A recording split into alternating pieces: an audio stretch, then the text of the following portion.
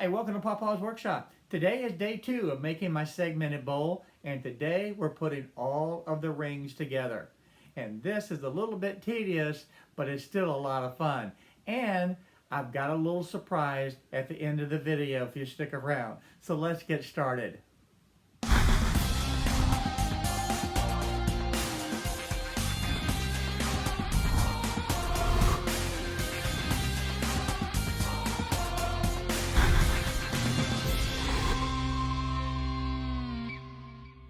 I want to start out by saying one thing. This is a crazy time in our world with this coronavirus that's now worldwide pandemic. And I know in my state, in Louisiana, it is a stay in place. We can't leave our homes unless there's an absolute specific reason that we have to leave. So with a stay in place order, it's important to be able to have fun, get involved, get active, and do as much as you can in the shop. And that's one of the things that I'm doing.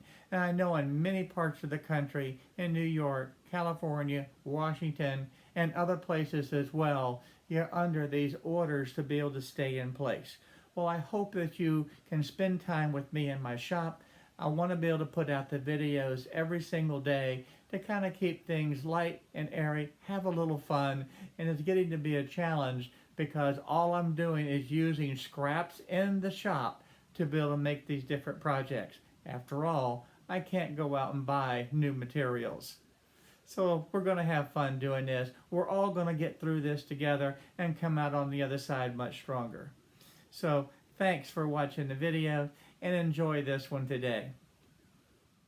To begin assembling the rings for this segmented bowl, I decided to make just a real quick jig. And all this does is just a series of holes around the circle. And this actually helps me to be able to assemble and glue the rings together.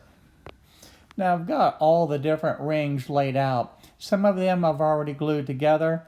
Some of them I'm just test fitting at this point. And some just a little pile of segmented pieces of wood at this point.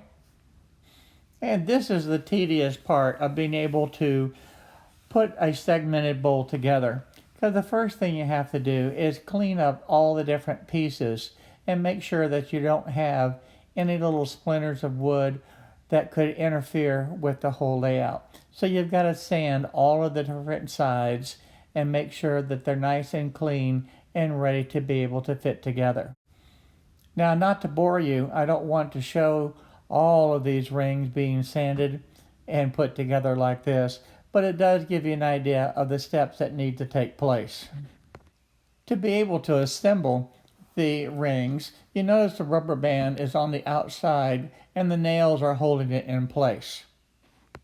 Now, what I'm going to do is just put an ample amount of glue on each of the segments, and I'm going to do that for all 12 pieces, and I'm just going to loosely put them into position at this point. Now I'm using my little jig there. It's made out of the melamine, so it actually makes it where the glue's easy to clean up as I'm doing this process. Once I get all 12 of them in position, then I can just release the rubber band one at a time off of the hook of the nail and be able to have it go right onto the segments. And this actually does pretty well. Of course, my hand has to hold the segments from sliding around, but this works really good, especially as you get to the larger rings. Once that's in place, all I need to be able to do is shift the different segments and make sure that they are perfectly aligned. Once that's done, I can just wipe off the excess glue, and then from there, I'll just set this ring off to the side, and I'll be ready to be on to the next ring. One final check, making sure that it's all nice and straight, cleaned up with all the excess glue. Now, of course, I'm going to flip it over and check the other side as well. Again, I want to make sure that the excess glue is all wiped off. I want to make sure that it's perfectly straight and aligned and that everything is good and tight. And I will put multiple rubber bands on it as well to be able to hold it secure. Then all I need to do is just clean up my work area, get rid of all the excess glue off of the jig, and with the melamine it wipes off really easy. And then I'll be ready to do the next ring. Now I'm only going to show you the one ring because all of them basically are exactly the same, and that would get boring real quick. Now here are all of the segmented rings. They're all finished now, and of course they need to dry, and I always let these dry overnight. Now I use the Titebond glue. You can see a picture of the bottle there. I'm not sponsored by Titebond, but it is a very good glue to do the segmented bowls. Now I just quickly stacked these rings up to kind of give you an idea of what the bowl is going to look like. Doesn't look like much at this point, but it's going to turn out real nice once it gets on the lathe and we can actually start turning this. And that, of course, will be in the next video, day 3. Now, if you're still watching the video, I've got a little surprise for you.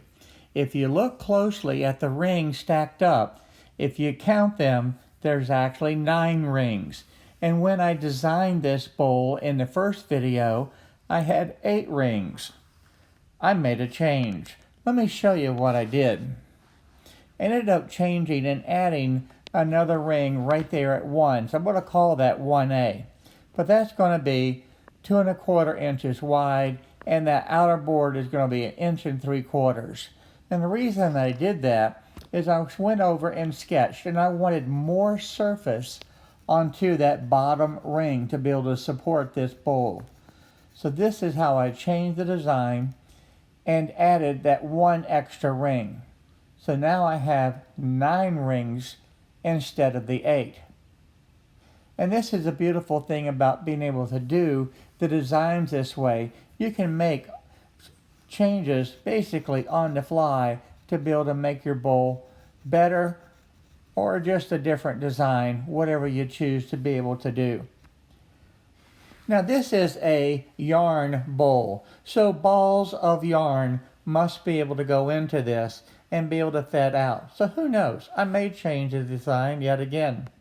Hi everyone, thank you for watching my video today. If you like the video, please go ahead and hit the subscribe button down below and the little bell next to it so you'll be notified on the different videos that I upload.